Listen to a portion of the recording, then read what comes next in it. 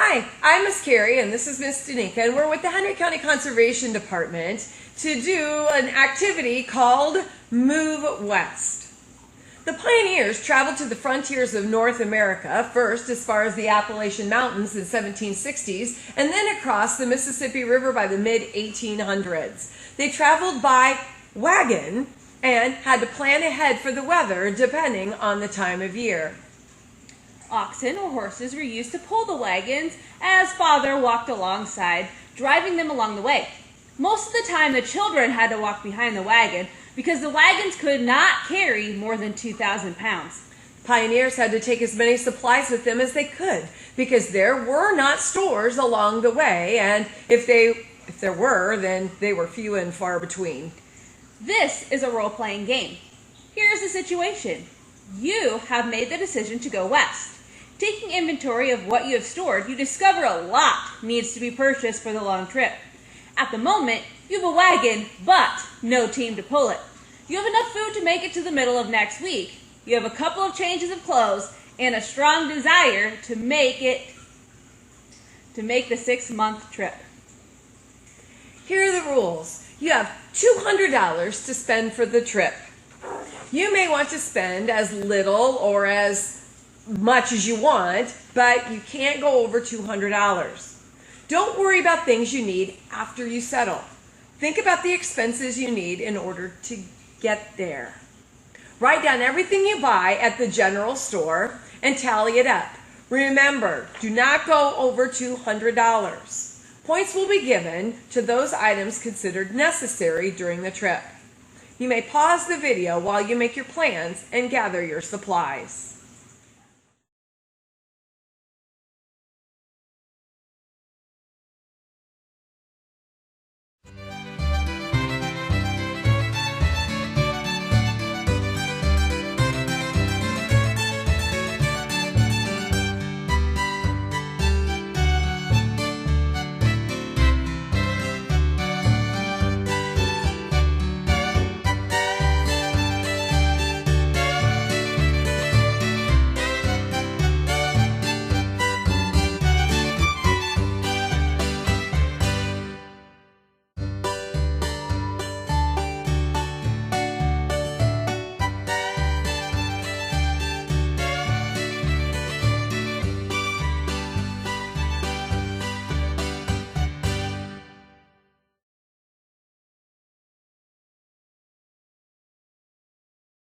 We're going to begin the trip inside the Nature Center due to the weather today.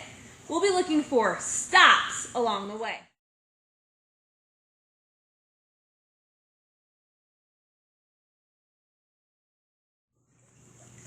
Here we are at our first stop. Hitch up your oxen. It's a good thing you brought them. They're supposed to be able to handle the long haul.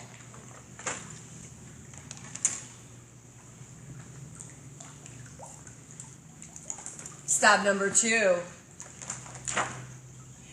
You have left the comfort of the inns and the homes that you've passed. Now it's your first night out in the open. You begin to appreciate the blankets you brought. It's pretty cold out and it's about supper time. You sure do enjoy the fried bread that is made with the flour you bought at the store.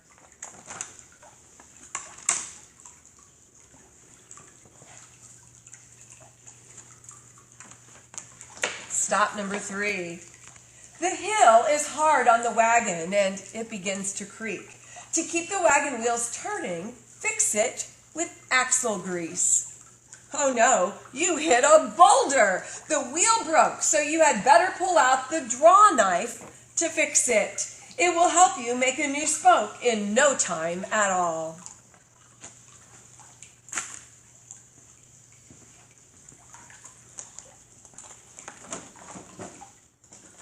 Stop number 4. Pa's gone hunting since the deer are so plentiful. He brought the first one in and then went out to get another.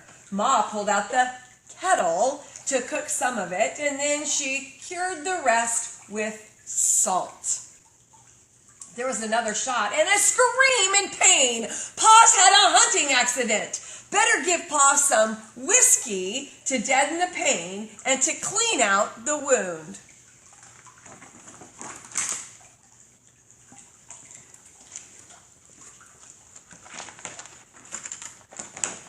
At stop number 5, further down the trail, the days drag into weeks. Finally, Pa decides to camp until fresh meat can be found. He takes his rifle and heads out. Pa's lucky. He shot a rabbit. Good thing he brought his skinning knife along.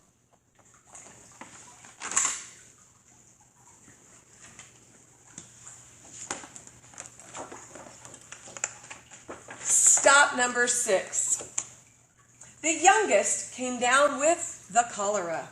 You give him cholera medicine, but he dies. It's a waste of your money. You shouldn't have bought it. So subtract 1 point if you did buy it.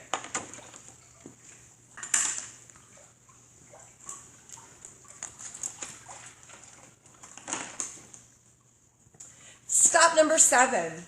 At the stream bank, you've driven your wagon too near the stream. Your wheels are stuck in the wet sand. Any further advance may cause you to lose everything. The only saving grace is that you brought along a rope.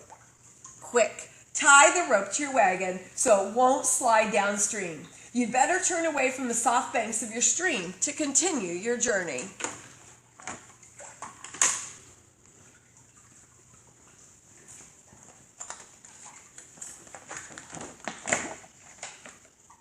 At stop number 8, the trip is taking way longer than anticipated.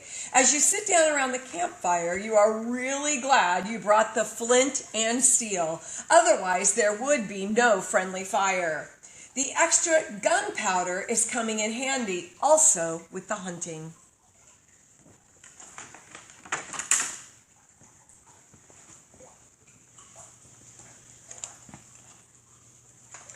And guess what? Finally, you're here! You made it! Pull out the axe and clear the last tree out of your way. It's been a long trip with many hardships past, but many more to still come.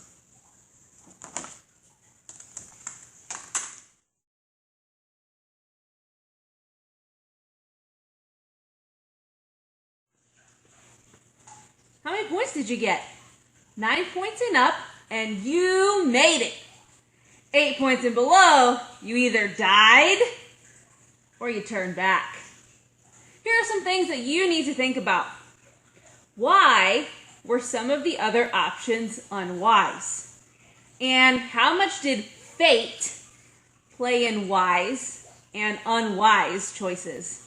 Pioneer life was hard. Few supplies were remaining by the time the families reached their destinations. Most food had to be grown. Farming was discouraging at first. Wild animals were hard on their crops. Large predators got their pigs. Squirrels carried away the corn. Wild turkey and deer ate the wheat, and raccoons and possums raided their orchards. To supplement their diets, hunting was a necessary part of everyday life. White-tailed deer, bison, and turkeys were among those hunted for their meat. Trapping, too, became important in order to trade for the things pioneers needed. Fur bearers, such as raccoons, foxes, mink, beaver, coyote, and otters, brought rewards as long as they were caught in winter. Some pioneer clothes were made from animal skins and influenced by the Native Americans. Breeches, shirts, and even shoes were made from tanned hides, usually deerskin, worn by both males and females. In order to be a good hunter or trapper, one had to learn about the animal itself, especially identification and where to find it. Let's walk silently so we don't scare the animals and see how many we can find. First, let's start with the obvious, and maybe some of you today still hunt these creatures, but let's start with deer. We've already talked about them. We mentioned not only for food, but their hides could be used for clothing. If it was a buck, they could use the antlers for various tools, which also would have been a trick that they learned from the Native Americans. The bobcat was another one that would have been hunted, probably more so for its fur versus eating it, but I've heard that you can eat bobcat, but probably for the trade value or the warmth value for their fur. Another one that would have been hunted for their fur would have been the red fox. Now, the red fox they would have found out in the prairies, maybe at the edge of the timber. The bobcat that we saw earlier, we would have probably found in the forest itself, and the deer would have been in either of those two places. Our story told us that Pa was lucky to catch a rabbit one evening, and of course rabbits, again, even people today eat rabbits. That would have been a good food source. The fur is really fine and really thin, so I'm guessing that the fur itself probably wasn't of much value. However, that fur and maybe like the legs could have been very useful for bait in trapping. Notice up in the right-hand side, clear up in that tree, that there is what we call a fox squirrel. Some of us call them red squirrels, but there technically is a red squirrel, and it's way smaller than this little guy. They are found in Iowa, but not down here in southeast Iowa. But fox squirrels would have definitely been a great food source. You'll notice there are coyotes in the shot. Coyotes would have been valuable for their fur, whether for themselves for warmth or for trade. And then down here on the left, that is a gray fox. Iowa does have two kinds of foxes. This is the second kind, and notice it is in a tree. Gray foxes in general you will find in the woods, and if you see a fox climb a tree, it has to be a gray fox. Wild turkey would have been another food source available. Possums, those are the ones we mentioned that were raiding the orchards. I've heard you can eat possum, but I'm guessing that the pelt, the fur, is probably the value on the possum. And then this is a gray squirrel. Again, it would have been another food source, something available for them to eat. Beaver would have been a valuable source not only for their nice, warm, durable fur, but especially at that time, remember, fifth graders, when we had our unit on the beaver trade, how the beaver were desired for those, for the new hats, the beaver felt hats. But beaver also could have been a food source. And otter fur is absolutely magnificent, and it would have been very valuable in trade or to use in the clothing, mittens, hats, something next to your body to keep you warm. And notice that otter is going after fish. That's one thing we haven't really talked about because we talked about hunting and trapping, but fishing would have been another way for them to eat, for another kind of food source. Raccoons were another menace for the pioneers. However, if they could catch one, that was a very important delicacy. Again, remember back to our Iowa lesson where we talked about singed raccoon being a delicacy for the chief. So definitely something edible. And then the last one we'll talk about today is the skunk.